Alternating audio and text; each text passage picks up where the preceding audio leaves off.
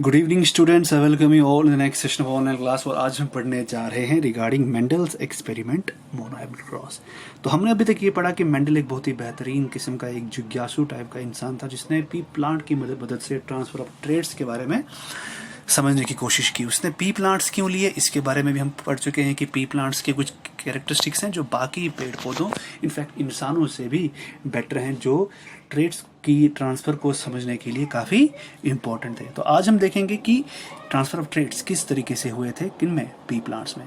तो उससे पहले आपको ये बता दूं कि अगर एक फीमेल है, she is having blue eyes and plain hair, और एक मर्द है, he is having brown eyes and brown hair with curly stuff, तो कहा यह जाता था कि जो उनका बच्चा पैदा होगा उसका जो आंखों का कलर होगा वो दोनों का मिक्सअप होगा। ये अंदेशा था लोगों का। और बालों का भी स्ट्रक्चर जो होगा वो भी क्या होगा, वो भी दोनों का मिक्सअप होगा। बाल जैसे माँ के बाल प्लेन है, बाप के बाल करली हैं, रंग माँ के बालों का होगा और शेप जो है वो बाप के बालों की होगी। तो ऐसा कहा जाता था। तो इसी चीज़ को परफेक्टली एक्सप्लेन करने के लिए कि ऐसा होता है क्या सही में, तो इस चीज़ को परफेक्टली समझने के लिए मेंडल ने मोनोहाइब्रिड क्रॉस, हम कह सकते हैं, पीस की मदद ली और हमको ट्रांसफर ऑफ ट्रेड्स के बारे में बताया कि सच में ऐसा होता है, अगर ऐसा होता है तो क्यों होता है, अगर ऐसा नहीं होता तो ऐसा क्यों नहीं होता। तो इसके पीछे कोई कानून, इसके पीछे कोई लॉ, कोई थीसिस मेंडल देने वाला था। तो ग्रेगोर मेंडल, एक पादरी की जो आपकी स्क्रीन पे रिफ्लेक्ट हो रही है तस्वीर, काफ़ी जिज्ञासु टाइप का इंसान था। And he choosed peas for his experiment. So peas चुनने की वजह मैंने आपको बोल दी कि पीस के कैरेक्टरिस्टिक्स बहुत यूनिक थे as compare to that of other plants. मसलन अगर एप्पल प्लांट यूज़ करने को आता तो it could have taken nearly 8-9 years for a fully flourishing apple plant. Peas plant दो तीन महीने में ही फुल्ली फ्लोरिश हो जाते हैं और उसमें आसानी से फर्टिलाइजेशन और ट्रेड्स का ट्रांसफ़र आराम से स्टडी किया जा सकता है।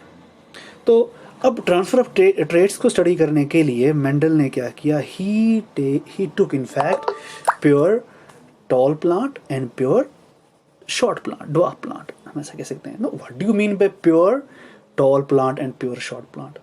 ठीक है, तो प्योर शॉर्ट प्लांट का मतलब ये है कि अगर इस टॉल प्लांट के एंथर और पोलन्स, एंथर से जो स्टिग्मा तक पोलन्स का ट्रांसफ़र हो रहा है, दैट मीन्स इस प्योर टॉल प्लांट में जो सेल्फ पोलिनेशन हो रही है उसकी वजह से सिर्फ टॉल पी प्लांट्स ही बनेंगे। ठीक है, तभी इसको प्योर प्लांट बोलेंगे। और वैसे ही प्योर शॉर्ट प्लांट को ऐसा मान के चलिए कि अगर शॉर्ट प्लांट के पोलन्स को मैं इसी के स्टिग्मा पे डाल दूं तो इस दौरान जो प्लांट बनेंगे वो सबके सब शॉर्ट होंगे। तो you can see transfer of pollens from anther to stigma is taking place. और इस दौरान जो भी प्लांट्स पैदा होंगे, जो बीज बोएंगे हम, बीज वो सब के सब कैसे होंगे, they will be all tall plant. ठीक है, सो ये सब के सब क्या होंगे, टॉल प्लांट होंगे। ठीक, यही केस प्योर पर्पल कलर या पिंक कलर प्लांट में भी है कि अगर हम इसी टाइप के बीजों को आपस में मिक्स करते हैं तो मुझे पिंक कलर के ही फूल मिलेंगे। ठीक है, तो शॉर्ट में आपको मैंने बोल दिया कि अगर मेरे पास शॉर्ट प्लांट है, शॉर्ट प्योर पी प्लांट है, तो इसमें जब पॉलिनेशन होगी तो इसमें मुझे सब के सब शॉर्ट प्लांट्स ही मिलेंगे। ठीक, तो ये इतनी बात तो क्लियर थी। अब अगर इनको आपस में क्रॉस पॉलिनेट किया जाए, मेंडल ने ये सोचा कि अगर मैं इसको क्रॉस पॉलिनेट करूं तो उसके बाद क्या होगा।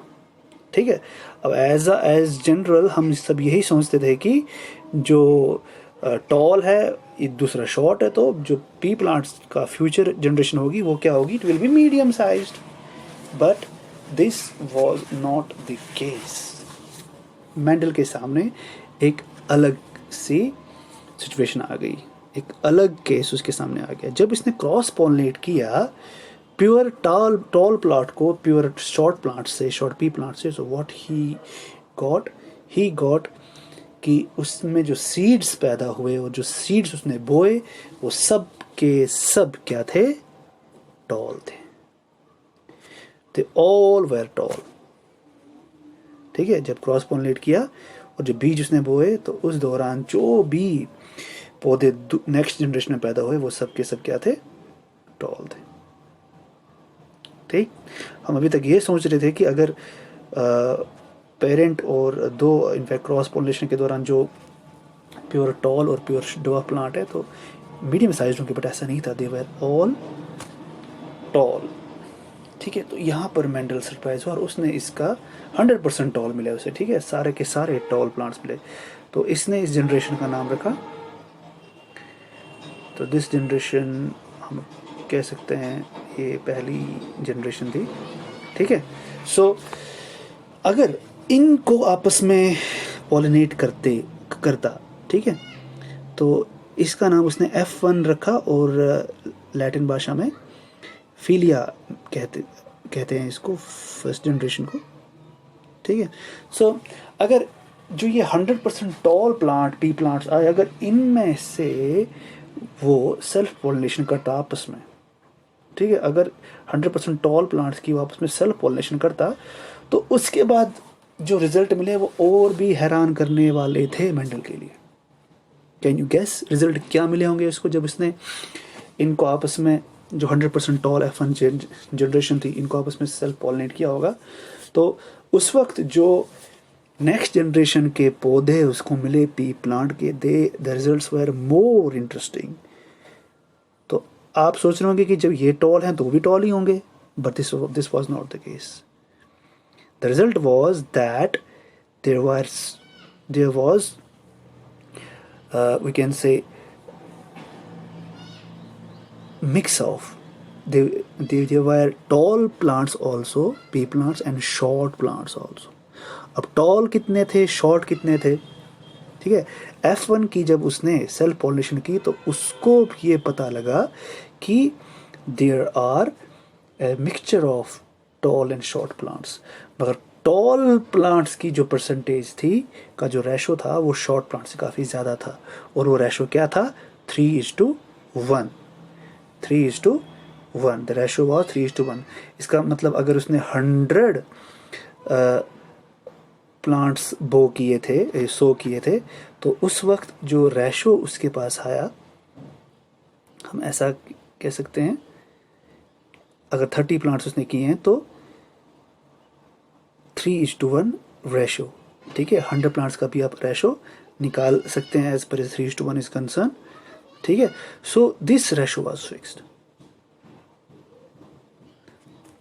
सो Mendel stated that there was a fixed ratio when the F1 generation plants were fertilized among themselves. ठीक है, जब सेल्फ पोलिनेशन की, so there was a ratio of 3:1। ठीक, तो इसका मतलब the number of tall plants was larger than that of the short plants. What is the reason for that? Why did all this happen? We will continue this in the next video.